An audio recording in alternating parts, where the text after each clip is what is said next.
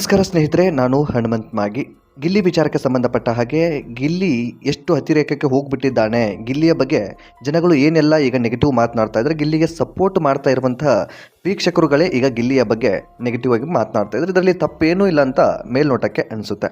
ಯಾಕೆ ಈ ಒಂದು ಮಾತನ್ನು ಹೇಳ್ತಾ ಇದ್ದೀನಿ ಅಂದರೆ, ನಾವು ಕಾಮಿಡಿ ಮಾಡ್ತೀವಿ ಅನ್ನೋ ಕಾರಣಕ್ಕೆ ಅಥವಾ ನಮ್ಮ ಸ್ಟ್ಯಾಂಡ್ ತಗೊಳ್ಳೋದಕ್ಕೋಸ್ಕರ, ನಾವು ಬೆಳೆಯೋದಕ್ಕೋಸ್ಕರ ಬೇರೊಬ್ಬ ವ್ಯಕ್ತಿಯನ್ನು ಮೂಲೆಗೆ ತಳ್ಳಿ ಅವರನ್ನು ಕಾಲೆಳೆದು ಅವರಿಗೆ ಟೀಕೆ ಮಾಡಿ ಅವರಿಗೆ ತೇಜೋವಧೆ ಮಾಡಿ ಅದರಿಂದ ನಮ್ಮ ಬದುಕನ್ನು ಕಟ್ಕೊಳ್ಳೋದು ನಿಜಕ್ಕೂ ಸೂಕ್ತವಲ್ಲ ಅಂತ ಅನಿಸುತ್ತೆ. ಸೊ ಬಿಗ್ ಬಾಸ್ ಮನೆಗೆ ಗೆಸ್ಟ್ಗಳಾಗಿ ಕೆಲವೊಂದಿಷ್ಟು ಜನಗಳು ಸ್ಪರ್ಧಿಗಳು ಅಂದರೆ ಹಳೆಯ ಸ್ಪರ್ಧಿಗಳು ಬಂದಿದ್ದಾರೆ. ಅವರನ್ನು ಯಾವ ರೀತಿಯಾಗಿ ಟ್ರೀಟ್ ಮಾಡಬೇಕು, ಅಥವಾ ಸ್ಪರ್ಧಿಗಳು ಅವರ ಕಾಂಪಿಟೇಟರ್ ಆಗಿದ್ದರೆ ಅವ್ರಿಗೆ ಕಾಲು ಎಳೀಲಿ ಅಥವಾ ಇನ್ನೇನೋ ಮಾಡಲಿ, ಆಗ ಏನೂ ಅನಿಸೋದಿಲ್ಲ.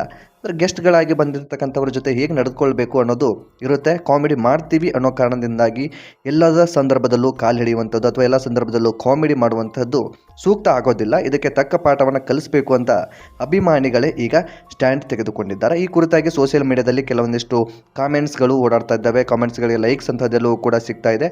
ಆ ಪ್ರಕಾರ ಒಂದಿಷ್ಟು ಮಾಹಿತಿಯನ್ನು ನಿಮ್ಮ ಮುಂದೆ ಹೇಳ್ತಾ ಇದ್ದೀನಿ. ಸೊ ವಿಡಿಯೋನ ಕೊನೆಯವರೆಗೂ ನೋಡಿ. ನೀವೇನಾದರೂ ಮೊದಲ ಸಲ ನಮ್ಮ ಚಾನಲ್ ನೋಡ್ತಿದ್ರೆ ಈ ಕೂಡಲೇ ಸಬ್ಸ್ಕ್ರೈಬ್ ಮಾಡಿ, ಹಾಗೂ ಈ ಒಂದು ವಿಡಿಯೋನ ಫೇಸ್ಬುಕ್ ಪೇಜಲ್ಲಿ ನೋಡ್ತಾ ಇದ್ದರೆ ಪೇಜನ್ನು ಫಾಲೋ ಕೂಡ ಮಾಡಿಕೊಳ್ಳಿ. ಗಿಲ್ಲಿ ಒಬ್ಬ ಅಸಹ್ಯ ಹಾಸ್ಯಗಾರ ಅನ್ನೋದೊಂದು ಪೋಸ್ಟನ್ನು ಮಾಡಿರ್ತಾರೆ. ಆ ಒಂದು ಪೋಸ್ಟ್ಗೆ ಒಂದು ಕಮೆಂಟ್ಸ್ ಕೂಡ ಮಾಡಿರ್ತಾರೆ. ಎಲ್ಲ ಟೈಮಲ್ಲಿ ಗಿಲ್ಲಿ ಕಾಮಿಡಿ ಒಳ್ಳೆಯದಲ್ಲ ಅನ್ನೋ ರೀತಿಯಲ್ಲಿ. ಆ ಒಂದು ಕಾಮೆಂಟ್ಸ್ಗೆ ಇಲ್ಲಿವರೆಗೂ ಕೂಡ 8,900 ಲೈಕ್ಸ್ ಬಂದಿದೆ. ಹತ್ತತ್ರ 9,000 ಲೈಕ್ಸ್ ಅಂತಹದ್ದೆಲ್ಲವೂ ಕೂಡ ಬಂದಿರತಕ್ಕಂಥದ್ದು ಇಲ್ಲಿ ನಾವು ಗಮನಿಸಲೇಬೇಕು. ಈ ಗಿಲ್ಲಿ ಅವರು ಎಷ್ಟೇ ಕಾಮಿಡಿ ಮಾಡಿದ್ರು, ಜನಗಳು ಎಷ್ಟೇ ಸಪೋರ್ಟ್ ಮಾಡಿದ್ರು, ತಪ್ಪು ಮಾಡಿದಂಥ ಸಂದರ್ಭದಲ್ಲಿ ಜನಗಳು ತಕ್ಕ ಪಾಠವನ್ನು ಕಲಿಸೋದಕ್ಕೆ ಮುಂದಾಗ್ತಾರೆ ಅನ್ನೋದಕ್ಕೆ ಇದೊಂದು ಮುಖ್ಯವಾದಂತಹದ್ದು.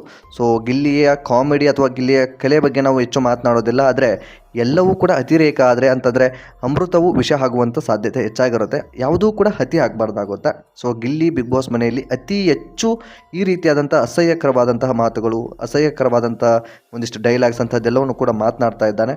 ಸೊ ಒಂದಿಷ್ಟು ಬ್ರೇಕ್ ತೆಗೆದುಕೊಂಡ್ರೆ ಖಂಡಿತವಾಗಿಯೂ ಗಿಲ್ಲಿ ಮುಂದೆ ಬರೋದಕ್ಕೆ ಸಾಧ್ಯ ಇರುತ್ತೆ. ಇಲ್ಲ ಅಂತಂದರೆ ಗಿಲ್ಲಿ ಈ ಒಂದು ಸೀಸನ್ 12ರ ಕಪ್ಪನ್ನು ಎತ್ತುವಂಥ ಸಾಧ್ಯತೆ ತುಂಬಾ ಕಡಿಮೆ ಆಗಿಬಿಡುತ್ತೆ. ಸೊ ನಿಮ್ಮ ಸಪೋರ್ಟ್ ಯಾರಿಗೆ? ಗಿಲ್ಲಿ ವಿಚಾರಕ್ಕೆ ಸಂಬಂಧಪಟ್ಟ ಹಾಗೆ ನಿಮಗೂ ಕೂಡ ಅಸಮಾಧಾನ ಇದೆಯಾ? ಸೊ ಗಿಲ್ಲಿ ಮಾಡ್ತಾ ಇರುವಂಥದ್ದೆಲ್ಲವೂ ಕೂಡ ಸರಿ ಅನ್ನೋದಾದರೆ ನಿಮ್ಮ ಅನಿಸಿಕೆಯನ್ನು ಕಾಮೆಂಟ್ ಬಾಕ್ಸಲ್ಲಿ ಮೆನ್ಷನ್ ಮಾಡಿ. ಆದಷ್ಟು ಈ ವಿಡಿಯೋನ ನಿಮ್ಮ ಫ್ರೆಂಡ್ಸ್ಗೂ ಕೂಡ ಶೇರ್ ಮಾಡಿ. ಮತ್ತು ಮುಂದಿನ ವಿಡಿಯೋದಲ್ಲಿ ಸಿಗೋಣ. ನಮಸ್ಕಾರ.